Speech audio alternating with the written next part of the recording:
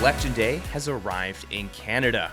I'm Ryan Funk here with you Multicultural to bring you your 2025 general election coverage.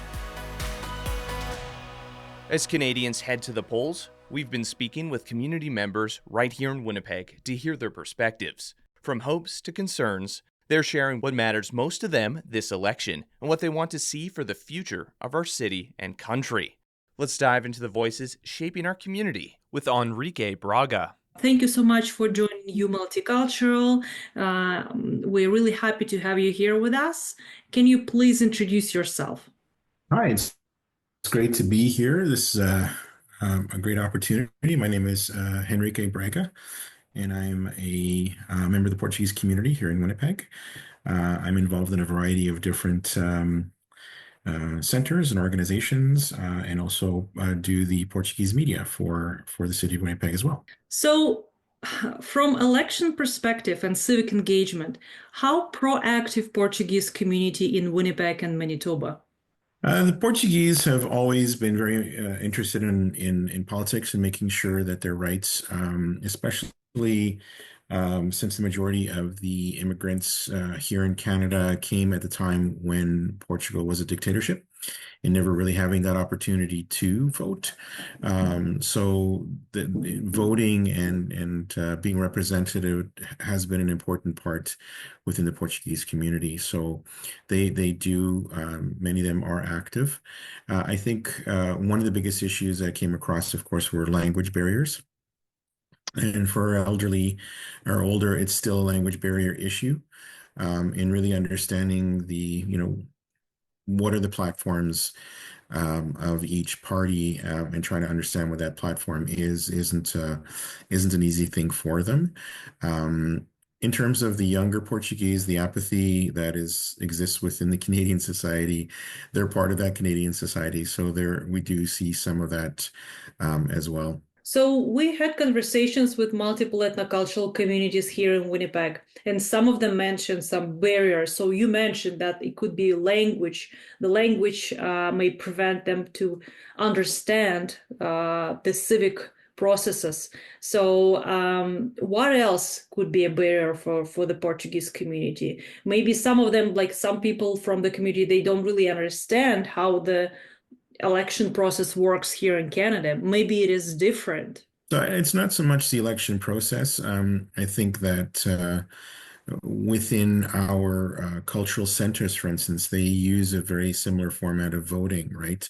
There's a list of people who need to be voted in, and of course, the ones elected is the one that has the most votes. So there is a clear understanding of that. Those who are watching Portuguese news, who continue to see what's going on back in Portugal, understand the complexity of politics as well. I mean, Portugal has an interesting electorate. They have several parties that run. Split votes occur on a regular basis. So it's not that they're unaware of sort of this parliamentary approach where you can split a vote and work through that. We don't have a queen, we have a president, but we have a prime minister who kind of runs similar in terms of voting. So the understanding of the system isn't the issue. It's often just trying to understand what each party stand for. And as our group gets a little older, accessibility to voting as well tends to be a concern of, do I really want to go at night to go to vote, or who will take me, those kinds of things. So going out there can be a little bit challenging as well. And I think the third one is the whole idea of, are they really listening to us in essence, in terms of, will it make a change? Will it make a difference? And that becomes a bit of a question for some of our Portuguese community as well. So like I said, it's not different than I think some of the concerns within the Canadian society of, well, does my vote really count or not? We have, again, a lot of information that is available to people. There's a lot of people are connected now. They're connected to Facebook and some of the other social media out there. And one of the things in speaking to some of our community members, it is really filtering what is fake and what is not, what is truthful and what is not. And so it creates a little bit of a trepidation of, what are we voting for? Who are we voting for? And is there some real truth in some of the things that they say? In some cases, it just makes them even stronger in terms of their attitude and understanding of what politicians they want to support. And in some cases, it turns them away from it because they're just not clear and not unsure of what is it that this means. The Portuguese, in many cases, have um, really fought because they have been traditionally the backbone of some of the societies. They're the workers, right? So we've had the construction workers, the cleaning organizations, textiles, right? So they're factory working people. So they tend to want then to support uh,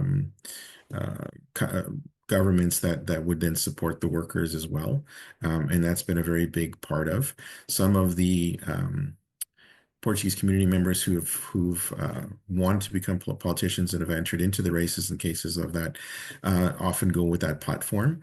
So that is traditionally sort of where we come from. Portuguese are just working people, working class people, and so this is what they want to protect. So, what are the top issues or concerns for the Portuguese community in Manitoba going into this election? So some of them, and we actually did have an opportunity to have this discussion just yesterday with a diplomat from Portugal who actually came to visit. Again, it's the continued open relationships and to allow for those continued open relationships between Portugal and Canada.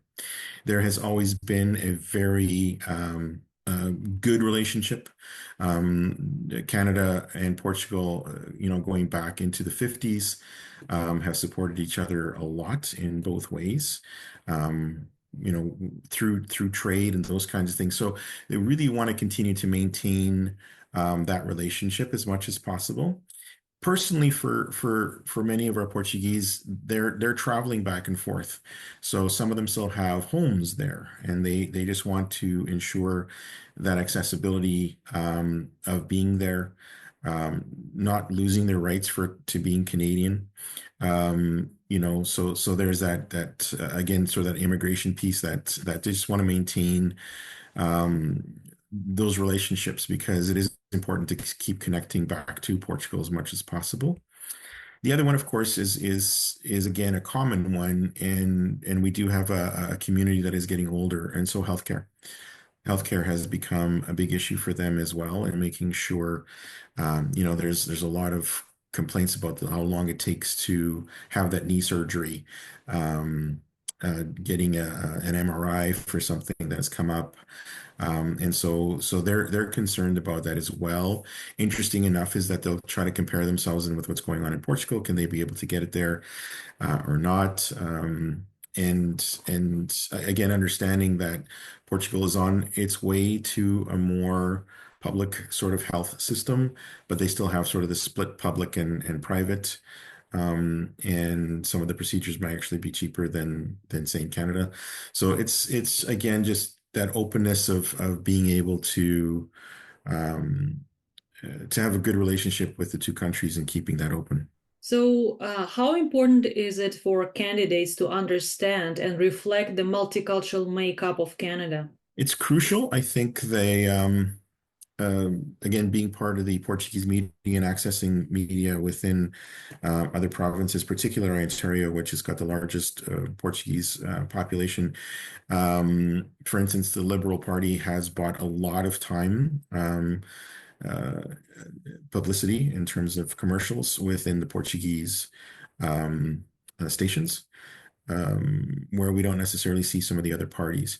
And so some of the parties have realized the need for making sure that they're open to the different communities and what their needs are. One of the big ones for both Winnipeg or Manitoba, which I'm more familiar with, and the Ontario, is again, how are you supporting us within our culture? We have centers. We want to make sure those centers can stay alive.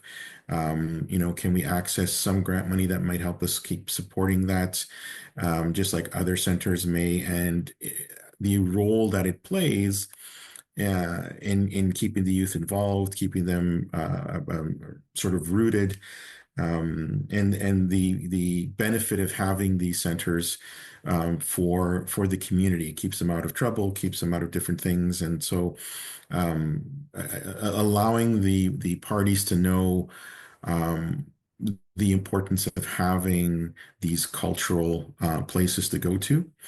And really, again, the dancing, the singing, the arts, those kinds of things are coming from these centers and just continuing with it. Do you think Portuguese community is fairly represented in Canadian politics? You'll see better representation, like I said, in Ontario. You don't see that much in other parts of Canada. Again, they're working class. Many of them would say they're sort of undereducated, and that's not their role to be playing. It's not something that they feel that it's capable for them to be in that position. So many of them have not. A few have attempted. Unfortunately unsuccessfully. In the Ontario, Toronto area, there have been some who have been successful, and have made a change and difference, but it's not a whole lot, right? We do not necessarily see that representation as much as possible. So which message you would like to send to Portuguese community and all Canadians as we prepare to go to the polls? Well, the first one is find a way to understand what the candidates stand for. And if you have that, and again, calling to, the different centers or different associations that are out there that may help you understand these different parties. The parties themselves, in some cases, do have the opportunity to express themselves in different languages, different cultures. So go find out who these people are and what they stand for, and how that fits with you. The second, I think, is just get out there and vote. I think we have some, again, like I said earlier, some are fearful or some trepidation around really making a difference. And I think it's important for people to know that they do make a difference. We've heard from several politicians, even within Portugal, saying, if you go out there and vote and understand how that helps strengthen our two countries, then do that. And you have a right. Many of you are Canadian citizens. Go and make that vote. Okay, thank you so much for the interview. It was my pleasure talking to you, and it was just great to learn about Portuguese community and civic engagement. Thanks again. No, thank you very much for having me, and it's a great job you're doing to get this information out multiculturally, which is what we need. Thanks for joining the U Multicultural team for your 2025 election coverage. Want some more insights? Head over to u-channel.ca.